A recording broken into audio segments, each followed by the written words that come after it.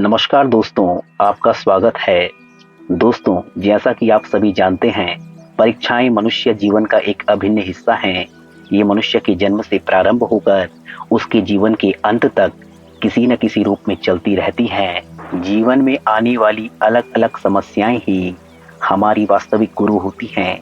ये जटिल समस्याएं ही हमारी परीक्षक बन करके मनुष्य के धैर्य, साहस तथा शारीरिक, मानसिक वो बौद्धिक रूप से उसे सुदृढ़ बनाती हैं और साथ ही साथ उसमें दृढ़ता लाती हैं।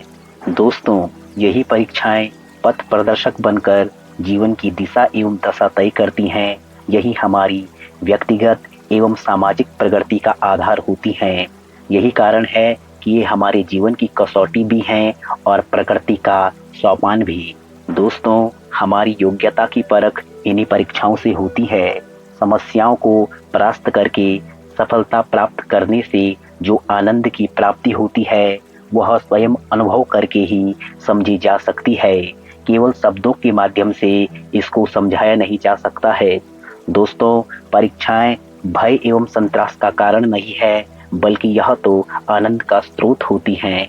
इससे आपको एक नई ऊर्जा का एहसास होता है। हमारे जीवन में गुरु की एक महत्वपूर्ण भूमिका होती है, क्योंकि गुरु ज्ञान देने के साथ साथ हमारी परीक्षाएं भी लेते हैं। एक बार की बात है, एक गुरु को अपने उत्तराधिकारी के लिए चयन के लिए अपने शिष्यों की परीक्षा लेनी थी। इसलिए गुरु ने रात को गुरुकुल से बाहर जाने वाली मुख्य मार्ग पर कांटे बिछवा दिए। गुरु ने प्रातःकाल शिष्यों को बुलाकर कहा कि आप सभी गुरुकुल से बाहर जाकर अमुक वृक्ष से फल तोड़कर लाइए। जो सर्वप्रथम फल तोड़कर लाएगा उसे मेरी तरफ से पुरस्कृत किया जाएगा, अर्थात सम्मान दिया जाएगा। यह सुनते ही सभी शिष्य कर प्राप्त करने की चाह में फल लाने के लिए मुख्य मार्ग से वृक्ष की ओर दौड़े। शिष्यों ने देखा मार्ग पर बहुत से कांटे पड़े हैं।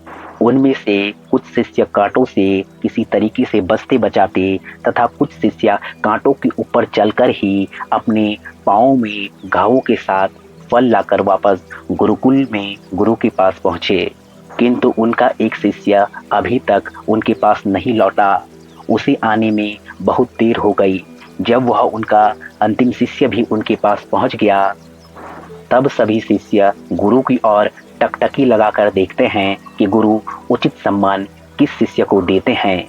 अंत में गुरु ने विलंब से आने वाले शिष्य से पूछा कि क्या तुम नहीं जानते थे कि प्रथम आने वाले को पुरस्कृत किया जाएगा, उसे ही सम्मान दिया जाएगा। यह सुनकर शिष्य ने विनम्र भाव से कहा, गुरुदेव, मुझे यह बात अच्छे से पता थी कि प्रथम आने वाले को ही पुरस्कार मिलेगा, किंतु जब मैंने देखा कि मार्ग पर बहुत से कांटे बिछे हैं जो कि आने जाने वाले राहगीरों को चुभ सकते हैं, इसलिए पुरस्कार की चिंता न करते हुए मैंने उन कांटों को हटाकर मार्ग को साफ करने में ही अपना कर्तव्य समझा। शिष्य का यह जवाब सुन करके गुरु अपने शिष्य पर अति प्रसन्न हुए तथा अपने शिष्य के ऊपर उन्हें अत्यंत गर्व हुआ।